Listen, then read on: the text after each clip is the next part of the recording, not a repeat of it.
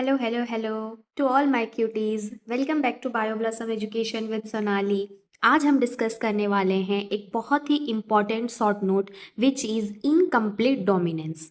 तो पिछले वाले लेक्चर में हमने डिस्कस किया था मेंडेलियन लॉज ऑफ इनहेरिटेंस, जिसमें मैंने आपको 3 लॉज बताया था which was law of dominance, law of segregation and law of independent assortment. और लॉ ऑफ डोमिनेंस में हमने ये पढ़ा था कि उसके कुछ एक्सेप्शंस होते हैं। ऐसे तो मेजॉरिटी ऑफ केसेस में law of dominance is applicable, but there are some exceptions. और उसमें से हमने पढ़ा था कि incomplete dominance and codominance are the exceptions. और मैंने ये बोला भी था कि आप बस अभी नाम याद कर लो, इसके ऊपर अलग से इंडिविजुअल वीडियोस मैं लेके आऊँगी क्योंकि ये बहुत इंपॉर्टेंट टॉपिक है, प्लस आपके शॉर्ट नोट्स में भी एग्जाम में डेफिनेटली आ सकता है। ओके तो एक टाइप से अगर हम देखें तो ये एक एक्सेप्शन है टू मेंडेलियन लॉज, ऑब्वियसली, क्योंकि इनकम्प्लीट डोमिनेंस एंड को डोमिनेंस ये तो मेंडेलियन लॉज को फॉलो नहीं करते हैं, तो we can say that incomplete dominance is an exception to Mendelian law. Okay, तो आज की क्लास में हम लोग डिस्कस करेंगे इनकम्प्लीट डोमिनेंस के बारे में। इसके बाद और एक जो लेक्चर आएगा, नेक्स्ट लेक्चर, उसमें को डोमिनेंस के ऊपर हम डिस्कशन करेंगे। Okay, so let's start the class. देखो फर्स्ट पॉइंट क्या लिखा है, ध्यान से सुनना है बच्चा लोग। The law of dominance is perfectly applicable in most cases, but it is not always found to be true because sometimes the dominant gene fails to completely suppress the recessive gene. तो मैंने आप लोग को बताया था law of dominance हमको ये बताता है कि जो डोमिनेंट जीन होता है वो रिसेसिव जीन को डोमिनेट कर देता है, जिसके कारण रिसेसिव जीन सप्रेस्ड होके अपना कैरेक्टर को शो नहीं कर पाता है। ओके, बट ये जो चीज़ है लॉ ऑफ डोमिनेंस, ऐसे तो ये मोस्ट केसेस पे लागू होता ही है, बट ऐसे भी कुछ केसेस है जहाँ पे इसमें आ जाता है एक्सेप्शन, क्योंकि जो डोमिनेंट जीन है वो कंप्लीटली रिसेसिव जीन को सप्रेस नहीं कर पाता। और वैसा ही एक केस है इनकम्प्लीट डोमिनेंस का। ओके, नाम से ही पता चल रहा है इनकम्प्लीट, दैट मीन्स जो डोमिनेंट जीन है वो कंप्लीटली अपना डोमिनेंस शो नहीं कर पा रहा, वो कंप्लीटली रिसेसिव जीन को डोमिनेट नहीं कर पा रहा।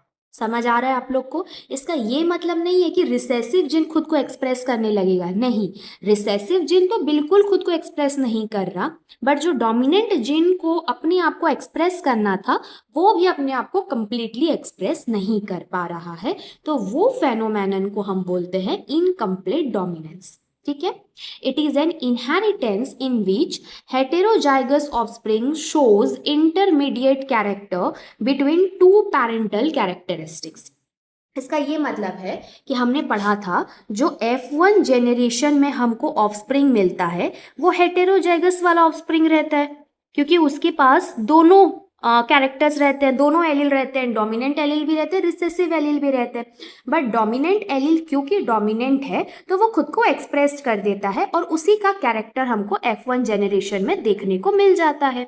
बट इनकम्प्लीट डोमिनेंस एक ऐसा इनहेरिटेंस है जिसमें जो हेटेरोजाइगस ऑफस्प्रिंग हमको F1 जेनरेशन में मिला वो दोनों पेरेंट में से कोई भी कैरेक्टर शो नहीं करता, इंस्टेड वो अपना एक नया कैरेक्टर शो करता है, या फिर हम बोल सकते हैं वो दोनों पेरेंटल कैरेक्टर का जो बीच वाला कैरेक्टर है, इंटरमीडिएट कैरेक्टर है, उसको शो करने लगता है। बट कंप्लीटली वो दोनों पेरेंट में से किसी भी पेरेंट का कैरेक्टर को शो नहीं कर पाता है, that is incomplete dominance. Okay, example क्या है इनकम्प्लीट डोमिनेंस का? तो एग्जाम्पल हो जाएगा flower colour in Snapdragon. Snapdragon flower को डॉग फ्लावर भी बोला जाता है और उसका साइंटिफिक नेम है एंटीवाइनम स्पेसीज। दूसरा एग्जाम्पल हो जाएगा flower colour in Mirabilis jalapa, which is the scientific name, and common name उसका होता है 4 o'clock प्लांट। समझ आया? इनकम्प्लीट डोमिनेंस के हमने यहाँ पे 2 एग्जाम्पल्स लिखे हैं, ऐसे तो और भी एग्जाम्पल्स हो सकते हैं, बट 2 एग्जाम्पल जो मोस्ट कॉमनली हम यूज करते हैं मैंने वही यहाँ पे लिखा है। फर्स्ट है फ्लावर कलर इन स्नैपड्रैगन और डॉग फ्लावर और antirrhinum species. Second flower colour in Mirabilis jalapa और 4 o'clock प्लांट। अब आप लोगों को ये क्वेश्चन आना चाहिए अपने माइंड में कि मैम जो मिराबिलिस जालापा है उसको कॉमनली 4 o'clock प्लांट क्यों बोला जाता है। तो इसका रीज़न ये है बेटा कि इसके जो फ्लावर्स होते हैं वो ब्लूम करते हैं in the evening time, around 4 PM in the evening उनका ब्लूमिंग पीरियड रहता है, तो इसीलिए उसका कॉमन नेम 4 o'clock प्लांट पड़ा है। ओके और एंटीराइनम जो फ्लावर है उसको स्नैपड्रैगन या डॉग फ्लावर क्यों बोला जाता है, हल्का सा रिजेम्बलेंस रहता है उनका जो फ्लावर रहता है, मतलब ऐसे परफेक्टली तो नहीं बोला जा सकता, बट उनके जो फ्लावर रहते हैं वो थोड़ा सा हल्का सा रिजेंबल करते हैं विथ ड्रैगन और dog flower. Okay, now here cross between homozygous red and white produces pink flower plant, thus phenotypic and genotypic ratios are same. Okay ये जो पॉइंट लिखा है लास्ट के 3 लाइन वो मैं आप लोग को अभी नेक्स्ट वाले स्लाइड में समझाती हूँ। ओके तो यहाँ पे जो हम एग्जाम्पल लेने वाले हैं बेटा वो हम लेंगे 4 o'clock प्लांट का। Okay that is Mirabilis जालापा।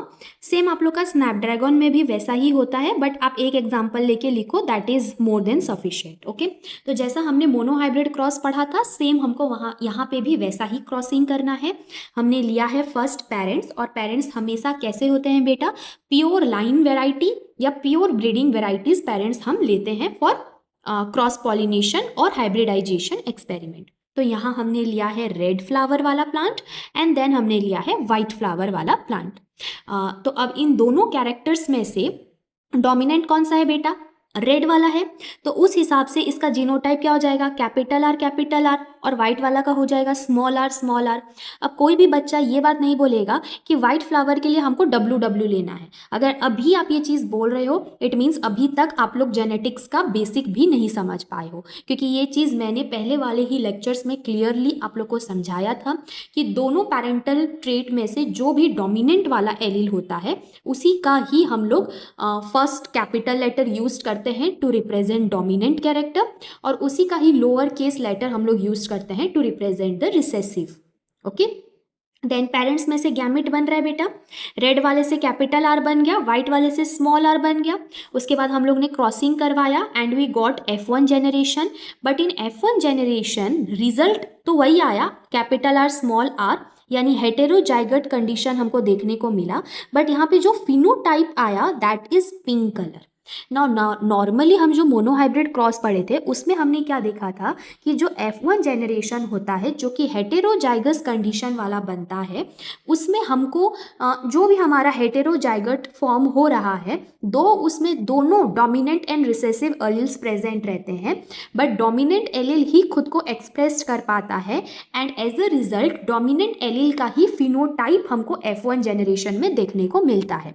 तो उस हिसाब से यहाँ पे F1 जेनरेशन का फिनोटाइप होना चाहिए था red colour flower, but instead यहाँ पे क्या हुआ, पिंक कलर फ्लावर्स देखने को मिले। इसका मतलब क्या है, यहाँ पे हुआ है incomplete dominance, that means dominant allele fully अपने आप को एक्सप्रेस्ड नहीं कर पाया in front of recessive allele. But इसका ये मतलब बिल्कुल भी नहीं समझना है कि दोनों red flower and white flower अपने आप को रिप्रेजेंट कर दिए और एज अ कंबाइन उनका मिक्सिंग या ब्लेंडिंग वाला कलर पिंक कलर हमको F1 जेनरेशन में देखने को मिला। यहाँ पे ब्लेंडिंग ऑफ कलर्स बिल्कुल भी नहीं होता है। इंस्टेड यहाँ पे जो डोमिनेंट एलील है यानी रेड वाले जो फ्लावर्स हैं वो उतना अपना पिगमेंट नहीं बना पाए जितना उनको बनाना चाहिए था, उतना प्रोडक्ट वो लोग नहीं बना पाए। एज अ रिजल्ट वहाँ पे रेड कलर वाले फ्लावर्स F1 जेनरेशन में ना आके, क्योंकि कम पिगमेंट बना है तो रेड से थोड़ा स्लाइट कलर वाला जो प्रोडक्ट है वो हमको मिल गया which is pink colour. But red and white का मिक्सचर पिंक नहीं है, क्योंकि रेड वाला अपने आप को फुल्ली रिप्रेजेंट या एक्सप्रेस नहीं किया, तो वो वाइट पिंक कलर वाला फ्लावर्स हमको F1 जेनरेशन में देखने को मिला। समझ आया इतना तक। उसके बाद हम लोग क्या करते हैं, सेल्फिंग करते हैं ऑफ F1। तो यहाँ पे हमने पेरेंट लिया जिसमें हमने F1 जेनरेशन का सेल्फ पॉलिनेशन करवाया, देन हमारे पास सेम गैमेट्स बने, इससे small R capital R, then capital R small R, और उसके बाद हमको F2 जेनरेशन मिला। F2 जेनरेशन हम लोग पुनेट स्क्वायर करके भी ऑब्टेन कर सकते हैं। पुनेट स्क्वायर कैसे करना है ये भी मैंने आप लोग को बताया है। ओके तो टॉप रो में हम लोग लेंगे suppose male gamete and left column में हम लोग लेंगे फीमेल गैमेट। ओके एंड यहाँ पे capital R small R, capital R small R. उस हिसाब से कॉम्बिनेशन आप लोग बना लो। एक बना capital R, then capital R, small R and small R. तो वही चीज़ यहाँ पे दिया है। अब जो कैपिटल आर है वो तो रेड कलर देगा, जो स्मॉल आर है वो वाइट कलर फ्लावर्स देंगे। बट जो हेटेरोजाइगस कंडीशन में है यानी कैपिटल आर, स्मॉल आर, वो लोग देने वाले हैं पिंक कलर फ्लावर। तो उस हिसाब से आप लोग का फिनोटाइपिक रेशियो क्या आ जाएगा, red is to pink is to white, यानी 1:2:1। वैसे ही जीनोटाइपिक रेशियो आप लोग निकाल सकते हो। जीनोटाइपिक रेशियो में हम लोग क्या लेंगे, capital R, then capital R and then small R. Again यहाँ पे आप लोग लिख लेना जीनोटाइपिक रेशियो। जीनोटाइपिक रेशियो क्या आने वाला है बेटा, सेम आने वाला है 1:2:1। ये वाला 1 है, ये वाला 2 and this is 1। That means यहाँ पे हमने क्या देखा कि इनकम्प्लीट डोमिनेंस में both phenotypic and genotypic ratio is same, that is 1:2:1। समझ आया कि नहीं इतना तक आप लोग को? डन है क्या? कैसे क्रॉस करना है, फिनोटाइपिक रेशियो जीनोटाइपिक रेशियो कैसे निकालते हैं, ये सब मैंने आप लोग को बेसिक्स वाले क्लास में बताया है बेटा।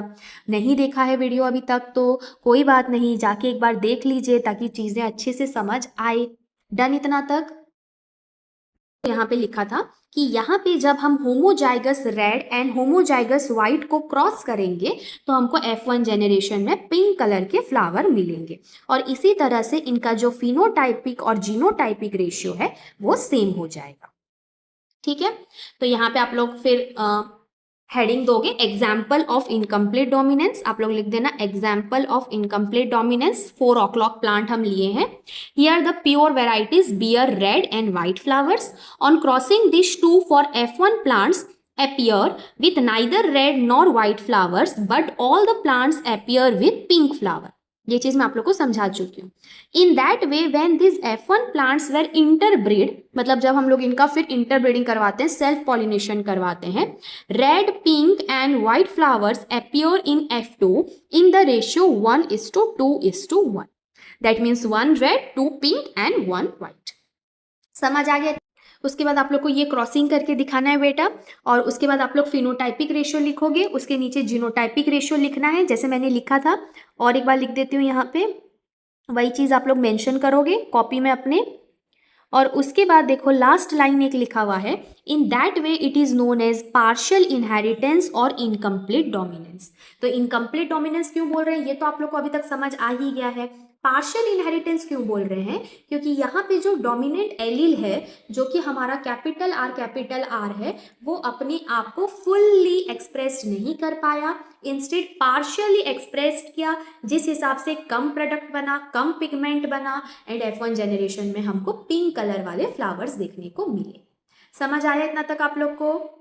यहाँ पे आप लोग के लिए पिक्टोरियल रिप्रेजेंटेशन भी है, ये वाला आप लोग को अपनी कॉपी में नहीं बनाना है, बस देखने के लिए है। ओके, देख लो, रेड कलर फ्लावर है, व्हाइट कलर फ्लावर है, F1 जनरेशन में पिंक कलर फ्लावर आए। फिर वही पिंक कलर फ्लावर को हमने लिया और सेल्फ पॉलिनेशन करवाया उनके गैमेट्स बना के, तो हमको रेड फ्लावर मिले, देन 2 पिंक फ्लावर मिले एंड एक व्हाइट फ्लावर मिला। And as a ratio, both genotypic and phenotypic ratio becomes 1:2:1. Done? यहाँ पे फोटो भी दिया हुआ है, आप लोग देख सकते हो। फर्स्ट फोटो आप लोग जो देख रहे हो, this is 4 o'clock plant. Okay, और मिराबिलिस जालापा हम जिसको बोलते हैं वो वाला प्लांट का पिक्चर है फर्स्ट वाला। सेकेंड आप लोग जो देख रहे हो दैट इज स्नैपड्रैगन या फिर डॉग फ्लावर हम लोग जिसको बोलते हैं उसका पिक्चर है ये। ओके, तो फ्लावर्स ऐसे दिखते हैं। Okay, that's it. हम लोग का इनकम्प्लीट डोमिनेंस टॉपिक कंप्लीट हो गया है। अगर आप लोग को इस टॉपिक से रिलेटेड कोई भी डाउट है तो कमेंट सेक्शन में पूछ लेना। आज हम इतना ही पढ़ने वाले हैं, नेक्स्ट वीडियो में हम लोग कोडोमिनेंस के बारे में पढ़ेंगे। तो अगर पसंद आए आप लोग को वीडियो तो लाइक कर दीजिएगा, शेयर कीजिए, सब्सक्राइब कर लीजिए अगर अभी तक आप लोग ने सब्सक्राइब नहीं किया है, and stay tuned for the next video. Okay, thank you, bye bye, take care.